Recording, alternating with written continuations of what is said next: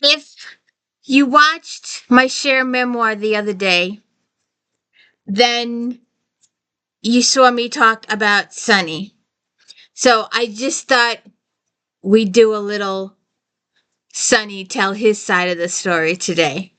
We did Cher's side of the story the other day, and she ends her book in 77, and this book is in the eight, little after that, about 10 years after that. And it's Sonny's side of the story. So please go check out Cher's memoir review during the week. And then go back to last Saturday and check out Cher's first time.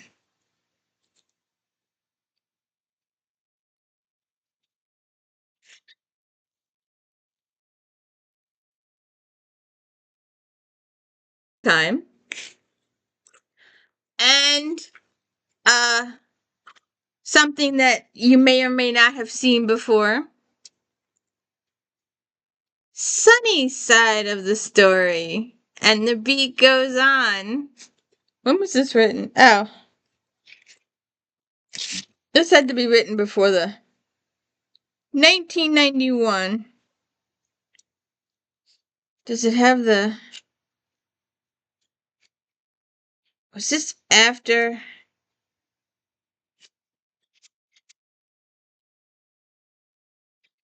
I don't know if he. I don't know when he wrote this. If he wrote this before Letterman and after Letterman. Because Letterman is just. Cher will probably pick up on Letterman in her part two.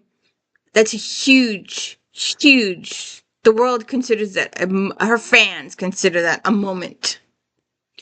But we have, and the beat goes on, Sonny Bono.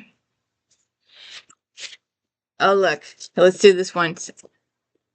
Sonny and Cher. Sonny and Cher. Together again. I keep thinking, have you seen Natalie Cole? She did a duet with her father's hologram. Cher does it, but she does it with old video clips.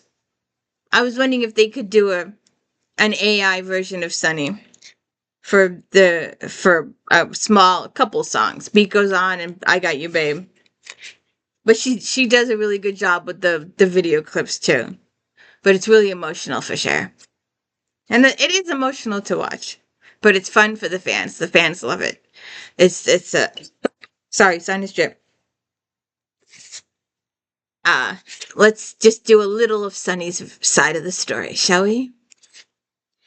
I have to say that I was expecting it. Still, the first time that my relationship with Cher was mentioned in my campaign for mayor of Palm Springs, I stumbled. I was shaking hands outside a local senior citizen center where a long line of people were waiting to get their cholesterol checked. It was a few minutes after 7 a.m. on the second to last day of February 1988. The hot sun was covering the vast Coachella Valley like a first coat of paint. I sipped from a cup of coffee.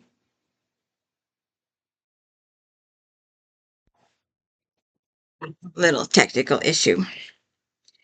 I noticed two gentle, grandmotherly looking ladies point at me and whisper. I thought I was ready for them. After declaring my candidacy, I had telephoned Clint Eastwood for advice. Unfortunately, Clint was out of town, but I spoke to the woman who managed his campaign. Her advice was simple: drink lots of coffee and talk to everyone in town. That's what I was trying to do. So, coffee in hand, I approached the two women. Hello, I'm Sonny Bono. I'm running for mayor. You used to be married to Cher, one of the ladies said. That's right, a long time ago. Well, dear, I've got to tell you that hair of hers and those clothes, when she wears them, her friend interjected. I don't know about her, the First Lady said. I just don't know. I don't know what to say, I replied. I'm running for mayor, did you know? I hope you vote for me. I gave them my best smile and moved on. It seems as if I was following Ronald Reagan and Clint Eastwood by trading celebrity for political office.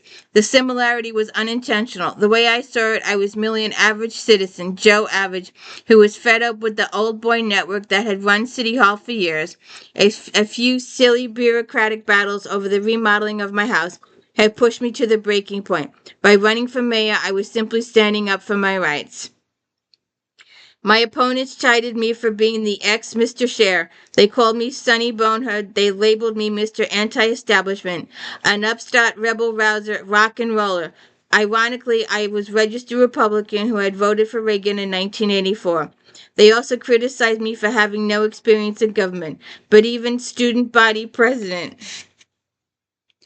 I tried to slough off anything to do with Cher, since this was not the issue, but in truth, she was partly responsible for my living in Palm Springs. My love affair with the jewel of the desert cities began during the breakup of our love affair, which ended in divorce on June 26, 1975. Since then, we had little to do with each other, crossing paths irregularly, like sagebrush blowing across the sand. Our daughter Chastity, a film student, served a loving and trustworthy go-between. She kept us up to date on each other's personal, social, and business calendar. Cher was dating bartender turned actor Rob Camletti, and my wife Mary was pregnant. Cher was starring in the movie Moonstruck while I was running for mayor. That was as far as it went. No phone calls, no Christmas cards, no requests for Sonny the Mayor t-shirts.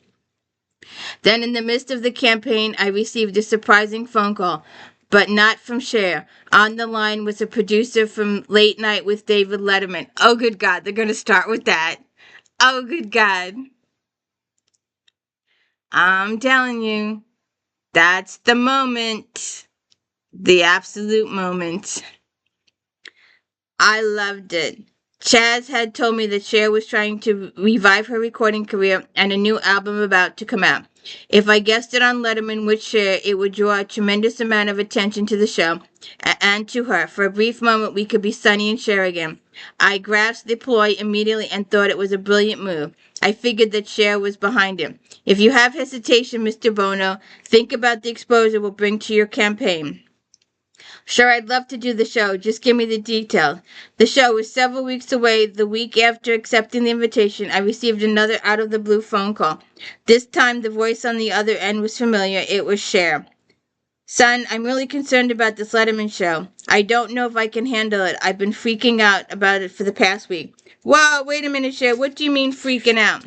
You've always had stage fright and you've always gotten through it. Relax. No, son, you don't understand.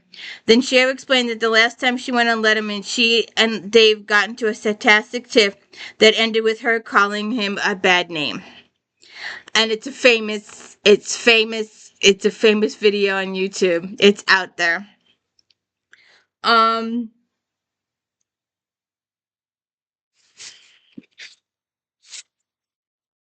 let's go through it. I want to see what happens.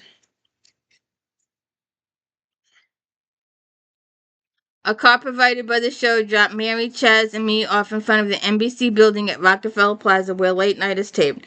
Up until that point, I was pretty calm. We'd been talking about the show in the car as if it were an everyday sort of thing, which wasn't true. But it didn't hit me until I strolled past the revolving door and into the lobby. Yes, ma'am. There was Cher, the skinny homeless waif she'd been when we first met, scared but strong, certain that she wanted stardom. I pictured her hanging out in the studio with me and Phil Spector. I remembered having to calm her nerves during our first tentative attempts at recording, then the release of I Got You Babe brought the stardom and the craziness that seemed to stay with us throughout our relationship, no matter where we were on top of the world or down in the dumps. Dad, Earth to Dad, huh? Mary and Chastity are two of the strongest Sonny and Cher fans I've ever encountered in the elevator. The three of us suddenly fell silent and tense, then started to laugh. This might be really big, I said. And it was. It was huge. Huge. Um,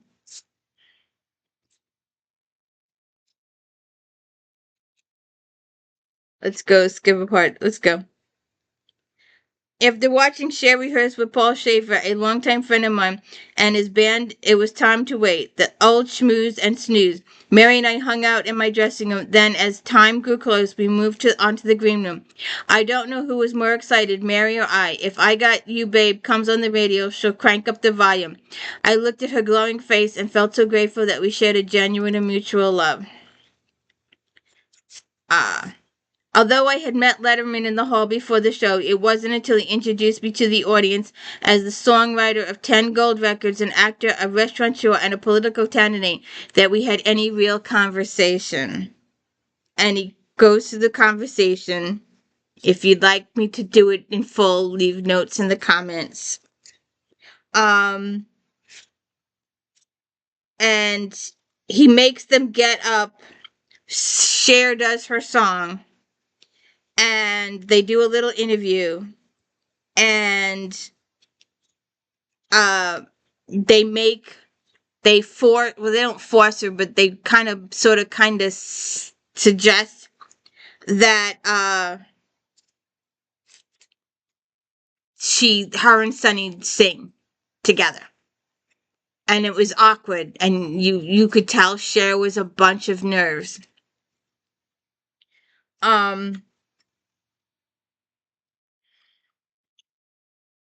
Phil Schaefer was already leading the world's most dangerous band through the opening of the song most identified with Sonny and Cher, I Got You Babe. A pair of microphones were handed to Cher and me. Suddenly we were standing beside each other, feeling out the music, shifting from one foot to another, drifting back in time, or trying to. At least once it had been second nature for us to sing together. Now, strangely, it was still second nature. There was no denying that Cher and I were different people. Nothing about me was attractive to her, I was sure, and vice versa. But Cher and me together, and you'll still get an explosion. That's just the way it is. Once we got on stage, the magic was still there. The chemistry we shared was still there, which made singing to Cher especially hard on me. I was forced to look into Cher's eyes because what I saw wasn't real. In our married days, though good and bad times, the looks we exchanged on stage were the glue that held us together. No matter what was going on in our lives, those looks carried us through anything. They told of a life we shared, of the hurdles we overcame, of how much we achieved, of how much we needed each other. Those looks said, don't worry, screw whatever's happening in our lives. I'm here, you're here, let's do this best. But on Letterman, I looked into Cher's eyes, and what I discovered wasn't I love you and you love me or I got you, babe. It was more like what the hell is going on. A Sonny and Cher reunion was an emotional event for me, but I found myself dealing with immense curiosity about the woman who'd once been my wife. I saw this person with tattoos, the leather, and the stockings, and I was dumbfounded. What the hell had happened? Of course, I loved singing with Cher again, and everyone else loved it too. I saw Chastity and Mary crying in the booth. It was impossible not to be affected. Actually, I was choked up and sad. I felt as if I was watching a timeless love story replay itself, except that the story was all screwed up, which added a slightly bittersweet taste to the sentiment. Ironically, Cher and I forgot some of the words, but we latched onto the cue cards and finished singing, hold me tight, I got you to walk with me. Soon after the taping, Cher and Rob left the studio and disappeared in the midtown traffic in a stretched limousine. Mary and I said goodbye to Chastity, who was going out with her friends. Then we caught a taxi and went out to a nice steak dinner at Smith and Walensky. Cher and I had exchanged no teary parting words after the show, nothing that indicated she'd been touched. It was a simple thanks and so long. Still, Mary was anxious to relive every moment. How do you think Cher felt? Honestly, Ma, I don't think she cares about those memories. I think if she could blow them all up, she would. And that was not the truth. That was not the truth. If you want to know more of Sonny's version, you got to get the book. And Cher's other book, the memoirs, and the first time. That was fun. That was fun. Did you like that? Did you like this? I'm waiting to hear Cher's side of the story. We've got to see part 2 to find out what happens. To find out what she thinks, because that's where the book ends. We need to find out. A good one. Oh, and where is it? Don't forget Flashback Monday. Thank you.